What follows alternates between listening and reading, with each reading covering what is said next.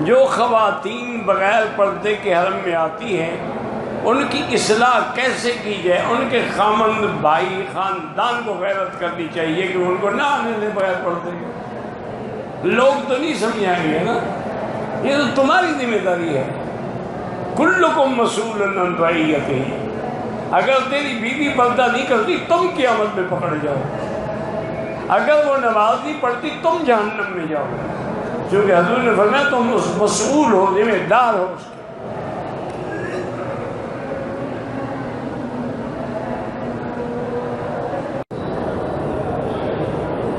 اسلام میں پردہ ان رشتہ داروں سے کرنا فرض ہے جن سے آپ کا نکاح ہو سکتا ہے، جن سے نکاح نہیں ہو سکتا پردہ بھی نہیں ہے، جیسے باپ ہے، بھائی ہے، بیٹا ہے، سسر، چونکہ ان سے نکاح نہیں ہو سکتا۔ اب چچے داد ہے، خالہ داد ہے، پھوپھی داد ہے، نکاح ہو سکتا ہے، وہ تمہارا محرم نہیں ہے، پردہ ضروری ہے۔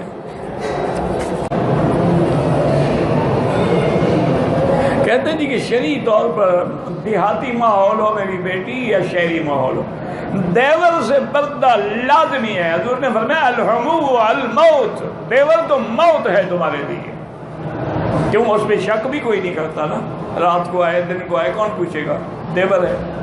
موت کا کیا معنی کہ زنا ہوگا تو سزا رجم ملے گی، تو موت ہوگی، اس سے بچنا تو ہر حال میں ضروری ہے۔ دیہاتی ماحول ہے، آپ نہیں بچ سکتی ہے، اب یہ اللہ کی مرضی ہے، شریعت میں پردہ ہے۔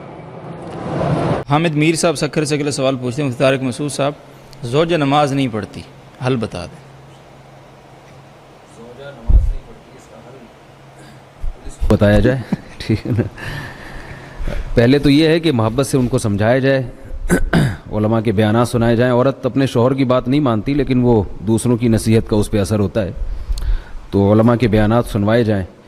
اصل مسئلہ تو یہ ہے جو فقہا نے بیان کیا ہے وہ یہ کہ اگر عورت نماز نہیں پڑھتی تو مرد اس پہ سختی کر سکتا ہے، لیکن اس میں ایک شرط ہے کہ اس سختی کا نقصان کے بجائے فائدہ ہو۔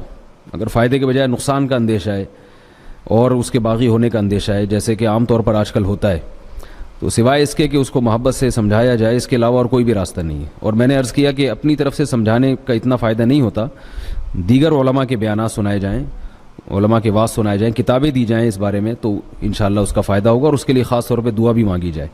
عبداللہ ابن مسعود رضی اللہ تعالیٰ عنہ کا قول ہے کہ کسی عورت کا مہر میرے ذمے رہے یہ زیادہ بہتر ہے کہ میں کسی بے نمازی عورت سے نکاح کروں میں۔